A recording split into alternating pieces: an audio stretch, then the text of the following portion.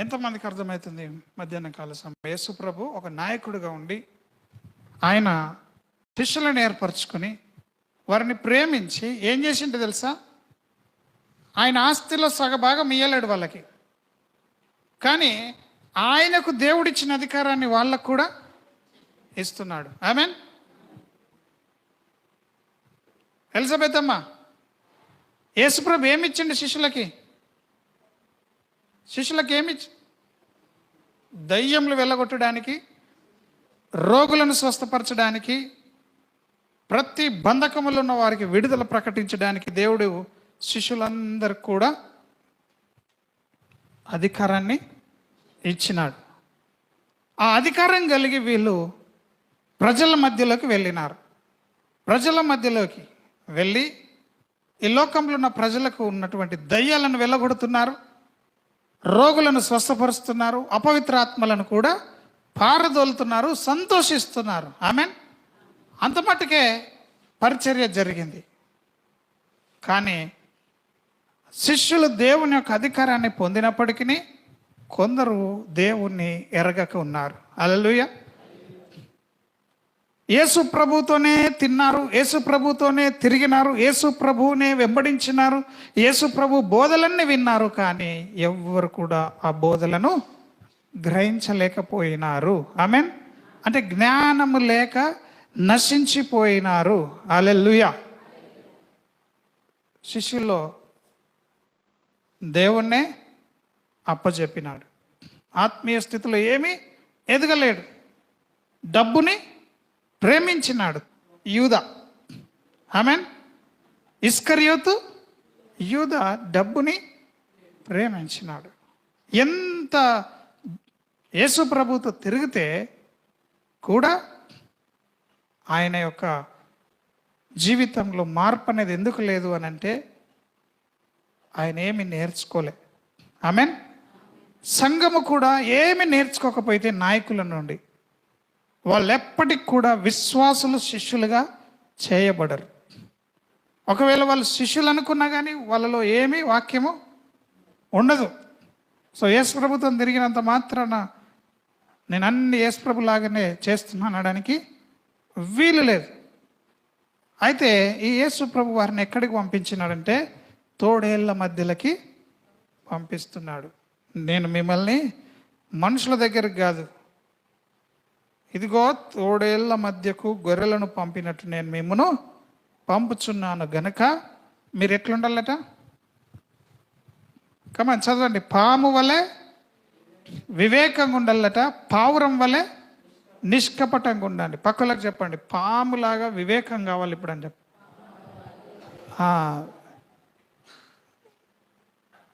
వైజ్గా ప్రవర్తించాల.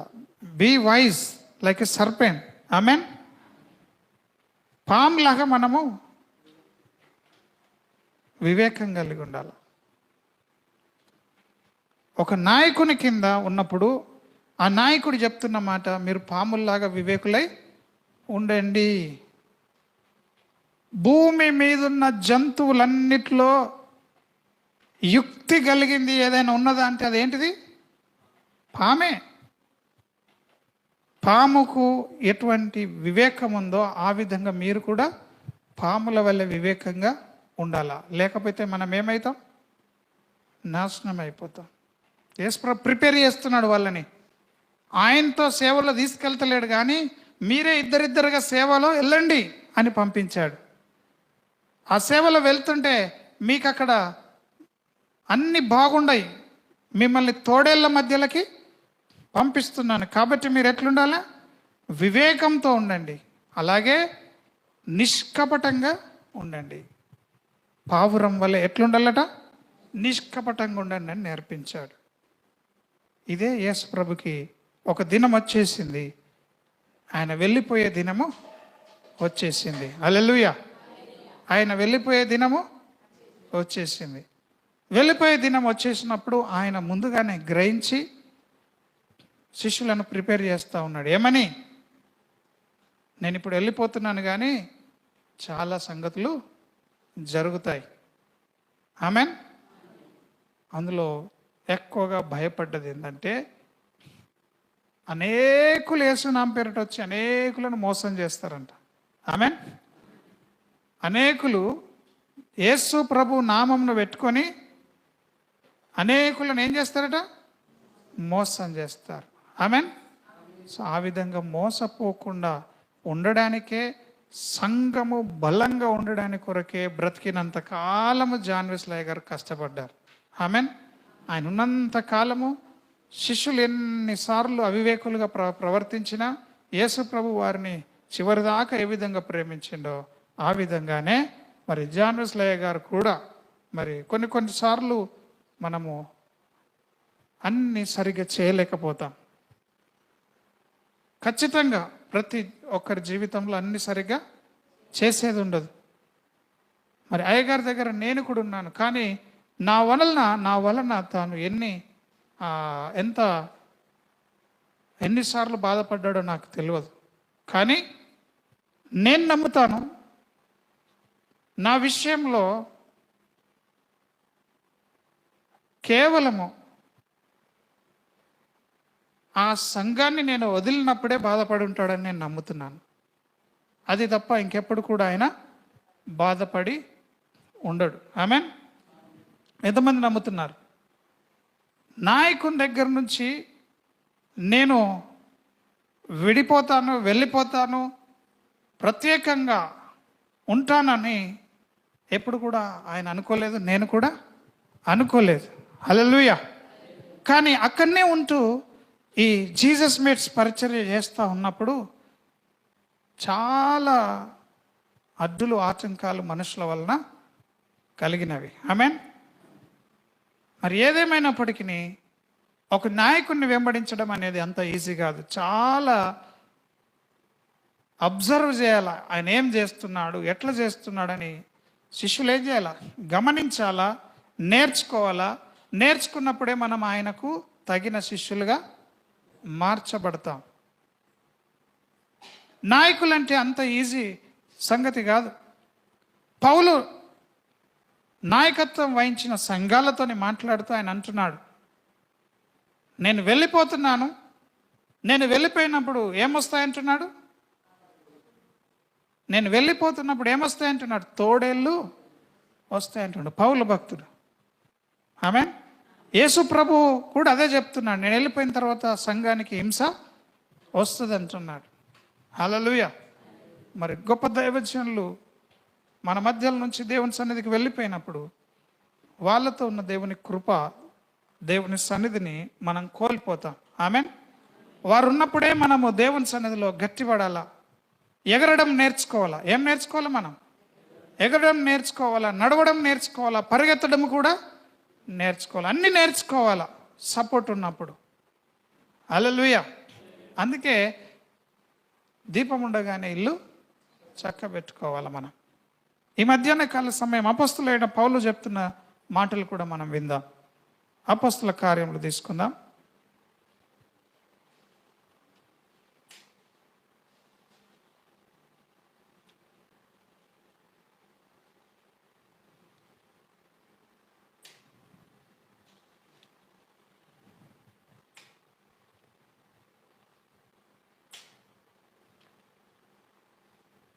Thank you lord.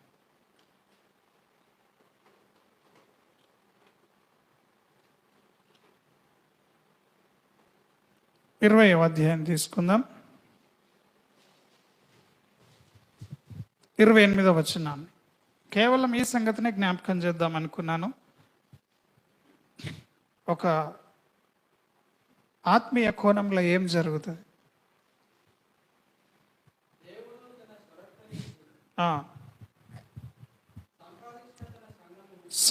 సంఘాన్ని కాయుటకు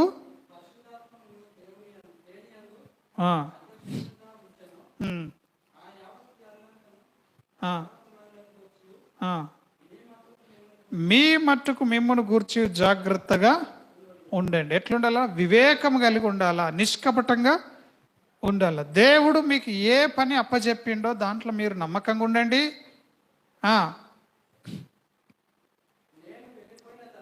ఎక్కడికట అంటే ఆయన ప్రజెన్స్ లేనప్పుడు పౌలు భక్తుడు వెళ్ళిపోయిన తర్వాత ఏమొస్తాయంట?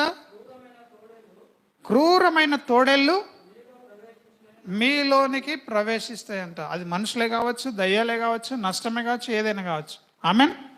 ఒక సేవకుడు, ఒక దైవజనుడు, ఒక నాయకుడు మనకు ఉన్నప్పుడు మనల్ని ఏది కూడా ముట్టదు. వాళ్ళు వెళ్ళిపోయిన తర్వాత ఏమవుతుంది? నువ్వు నిజంగా దేవుని బిడ్డవైతే, నువ్వు నిజంగా దేవుని సేవకుని గౌరవించిన వాడవైతే, ఆ సేవకుడు ఉన్నంత కాలం నీవు దీవించబడతా ఉంటావు. ఆమెన్. నమ్మకమైన దైవజనులు ఉన్నప్పుడు, నీతిమంతులైన దైవజనులు మన కొరకు ఉన్నప్పుడు మనం ఏమవుతాము? దీవించబడతాము. ఆమెన్.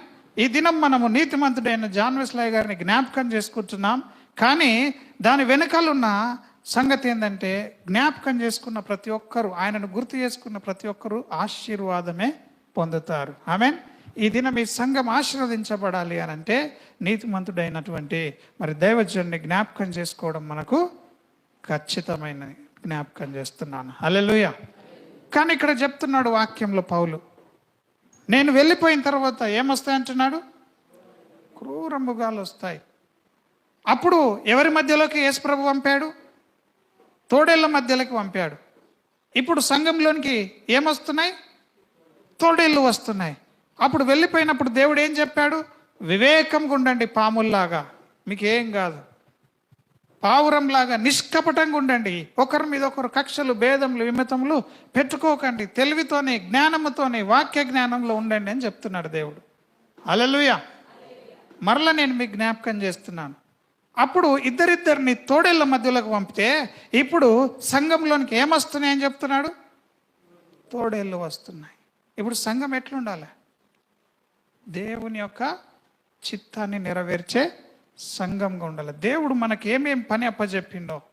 ఆమెన్. హల్లెలూయా. దేవుడు మనకు మన తండ్రుల ద్వారా మనకు అప్పచెప్పిన పనంతటిని మనం ఏం చేయాలా?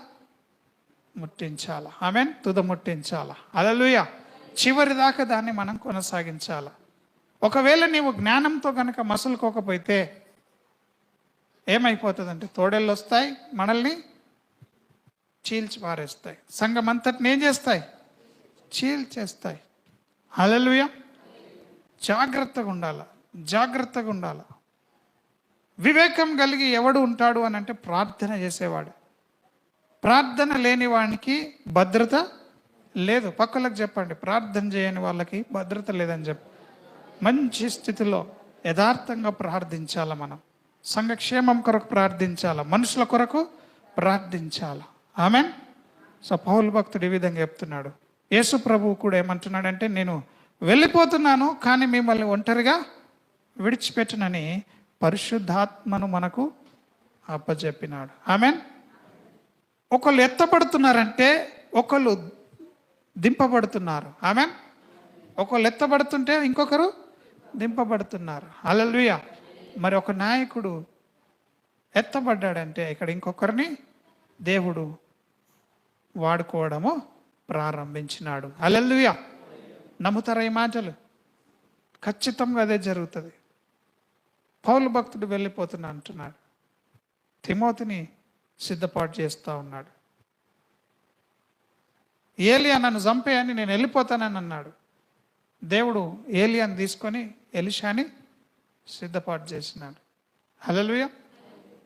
ఎప్పుడు కూడా ప్రజలని దేవుడు ఒంటరిగా విడువలే. ఆయన మాట ఇచ్చింది, నేను నిన్ను విడువను, ఎడబాయని అంటున్నాడు. సంఘం ఎవరిది? దేవునిది సంఘం. ఆమెన్.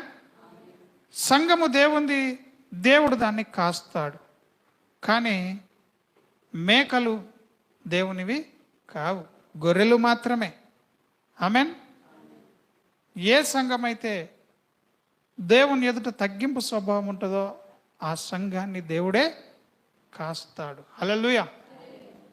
ఇంకొక మాట నేను మీకు జ్ఞాపకం చేస్తాను. ఈ ముగ్గురు జీవితంలో నుంచి చూస్తున్నాం. సమూయేలు గ్రంథంలో కూడా మనము ఆ మాటను స్పష్టంగా చూస్తున్నాం. ఏమని? సమూయేలున్నంత కాలము ఫిలిస్తీన్లు ఏమైపోయారంట?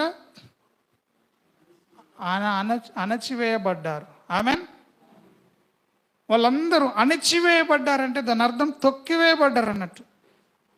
సేవకులు అనగా మంచి నాయకులు ఉన్నంత కాలం శత్రువులందరూ కూడా ఏమవుతారు? పని చేయరు. ఇంకా వాళ్ళ శక్తి పని చేయదు. హల్లెలూయా. Thank you lord. హల్లెలూయా.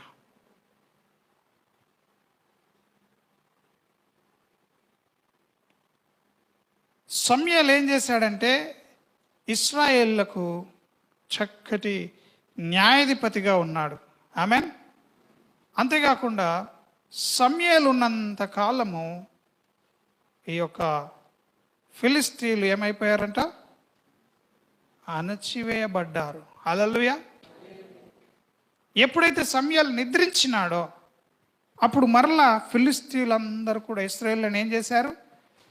బాధపరచడం ప్రారంభించారు. ఆమేన్. సమూయేలు ఎంతకాలం ఉన్నాడు అంతకాలము దేవుని యొక్క హస్తము వారి మీద నిలిచి ఉన్నది, వారికి తోడుగా ఉన్నది. ఆమేన్. హల్లెలూయా. మరి సమూయేలు తర్వాత ఏమైంది? తోడేళ్ళు వచ్చినట్టుగా ఇశ్రాయేలు ప్రజలు చాలా చాలా సమస్యలు ఎదుర్కొన్నారు. ఆమేన్. సో ఇది సంఘము హాయిగా సంతోషించి కూర్చునే సమయం కాదు, తిని పడుకునే సమయం కూడా కాదు. సంఘమునకు మేల్కొనే సమయం అయిందని గుర్తు చేస్తూ ఉన్నాడు. ఆమేన్. సంఘం ఏం చేయాలి ఇప్పుడు? ప్రార్థన చేయాల. ప్రార్థించే సంఘంగా మనం ఎదగాల. హల్లెలూయా. అందుకే మొన్నటి దినం సమయం వచ్చేసిందని ఎరగాల. కాలము ఎరిగి మనం ఏం చేయాలంటే మేల్కొని, అంటే నిద్రిస్తున్నాం మనం మేల్కోవాలా. మేల్కొని ఏం చేయాలా? ప్రార్థన చేయాలి. ఏమని? ఆయన ముఖకాంతి మన మీద ప్రకాశించాల. ఏమని ప్రార్థన చేయాలా? సంఘం మీద ఆయన ముఖకాంతి ప్రకాశించాలని ప్రార్థన చేయాలి. ఆమేన్. కొందరికి సేవకుల విలువ తెలక అంత మంచిగానే ఉన్నామనుకుంటారు. కానీ ఒక సేవకుడు మన మధ్యలో నుండి దేవుని సన్నిధికి వెళ్ళిపోయినాడంటే మనం ఎంతో పోగొట్టుకున్నట్టు. ఆమేన్. మనకున్న ఆశీర్వాదం, మనకున్న భద్రత, మనకున్నటువంటి ఆనందము, మనకున్న ధనము, మనకున్న సమస్తమును పోగొట్టుకున్నట్టే. సేవకుడు అంటే మీకు తెలుస్తలేదు, తెలియక మనం ఏదో అనుకుంటున్నాం. కానీ నిశ్చయంగా తన భక్తుల మరణము యెహోవా దృష్టికి ఎంతో విలువైంది. ఆమేన్. మరి మనకు విలువైంది అది? సేవకుడు చనిపోయిందట అని అనుకుంటాం మనం. హల్లెలూయా. కానీ దేవుడు దాన్ని అలాగా చూడట్లేదు, మనం కూడా అలాగా చూడట్లేదు. అందుకనే ఈ సమయంలో భోజనమైన తర్వాత ఈ మాటలన్నీ జ్ఞాపకం చేసుకుంటూ భయంతో భక్తితో, మరి నా జీవితంలో నాయకునితో ఉన్నటువంటి ఆ యొక్క ప్రయాణాన్ని, జీవితంలో మేమిద్దరం కలిసి ఆయనతో కలిసి నేను చేసిన జర్నీని నేను మీతో పంచుకోవడానికి ఇష్టపడుతున్నాను. కాబట్టి త్వరగా భోజనం చేసి మరలా వచ్చి కూర్చునండి. అంతలోపు అన్నీ కూడా ప్రభు కృప చూపినట్లయితే అన్నీ కూడా మనం అరేంజ్ చేసుకుందాం. ఆమేన్. కాబట్టి సేవకులు ఉండడం మనకు మంచిది. పక్కలకు చెప్పండి, నాయకులు లేకపోతే చెడిపోతామని చెప్పండి. సేవకుడు ఉండాలా మనకి. సేవకుడు ఉండాలా. దేవుని అభిషేకం, దేవుని దుప్పటి వ్యర్థము కావద్దు. హల్లెలూయా. ఖచ్చితంగా దేవుని సన్నిధిలో మనం భయంతో వణుకుతూ ఉండాలి. కొందరికి తెలియని వాళ్ళని సేవకుడు మరి దేవునికి అప్పచెప్తున్నాడు. ఆమేన్. 24/7 స్వార్థపరులు ఉంటున్నారు. సేవకుని, ఇప్పుడు బ్రతుకున్న సేవకుని చంపేలాగా చేస్తున్నారు. అంత మంచి యేసు ప్రభువుని ఏం చేశారు? అప్పుడే స్తుతించారు, వెంటనే ఏం చేశారు? సిల్వకేసి చంపేశారు. సేవకుడు గొప్పోడని అంటారు, సేవకుడు చావాలని కోరుకుంటారు. ఆమేన్. సంఘం అట్లాంటి దరిద్రంలోనికి వచ్చేసింది. శరీరంని చూస్తూ ఉన్నారు, కంటికి కనిపించే వాటి మీదనే మనస్సు పెడతా ఉన్నారు. ఒక సేవకుని విలువ తెలియట్లేదు. నాయకుడు చనిపోతే బాగుంటుందని ఎదురు చూసే వాళ్ళు ఈ కాలంలో ఎందరో ఉంటున్నారు. హల్లెలూయా. ఆ స్థితికి దేవుని బిడ్డలుగా మనం దిగజారిపోయినాం. హల్లెలూయా. నేను వింటనే ఉన్నాను అన్నది నా చెవులతో విన్నాను. ఇట్లాంటివి కొన్ని ఉంటాయి. కొందరు ఏం చేస్తారు? సేవకుల విలువ తెలియదు. ఆమేన్. నోరు జారుతూ ఉంటారు. అనేట ఆమె కూడా దేవుని సంఘమే. ఆమెకు మైకిస్తే సాక్ష్యం చెప్పగలిగి ఇక చెప్తూనే ఉంటుంది. ఆమెకు మైక్ ఇవ్వాలంటేనే భయపడేవాళ్ళు. ఇట్లాంటి పరిస్థితులు నేను కొన్ని చూశాను, బాధాకరం. కానీ నాకు జరిగిన అనుభవాలను నేను మీతో షేర్ చేసుకొని అయ్యగారిని మనం జ్ఞాపకం చేసుకుందాం. ఎంతో సమాధానకరంగా దేవుడు కార్యము జరిగించును గాక. కళ్ళు మూసుకుందాం, ప్రార్థన చేద్దాం. సంఘం ఏమీ సేఫ్గా లేదు, సంఘానికి ఏమీ భద్రత లేదు. ప్రార్థన చేయకుండా, వాక్యంలో ఎదగకుండా, దేవుని మాటకు మనం విలువీయకపోతే మనము ఖచ్చితంగా సఫర్ అవుతాం. ఆ యొక్క మంచి ఉన్నతమైన కార్యం మన జీవితంలో జరగాలంటే ప్రార్థించే సంఘంగా మనం ఆయన సన్నిధిలో ఉందాం. గనుక సంఘమా, ఒకరి తర్వాత ఒకరు ఎవరి సమయంలో వాళ్ళు దేవుని సన్నిధికి చేరుకోవాల్సిందే. ఎవరం ఇక్కడ శాశ్వతంగా ఉండడానికి భూమి మీద మనకు లేదు. ఇక్కడ మనము దేవుని సన్నిధికి చేరుకోవాలి. ఆ సేవకులు నేర్పిస్తున్న మాటలు వాక్యంలో నుండి నేర్చుకొని బలపడి స్థిరపడాలి. ఇప్పుడే విన్నాం, నాయకుడు లేకపోతే జనులు నశిస్తారని. కాబట్టి దేవుని పరిశుద్ధాత్ముడు మనకు ఇంకనూ మంచి సేవకులను అనుగ్రహించినట్టు మనమందరం నమ్మకంగా దేవుని సన్నిధిలో గడుపుదాం. మన మధ్యలో ఉన్న సహోదరుడు నవీన్ ప్రార్థన చేస్తాడు.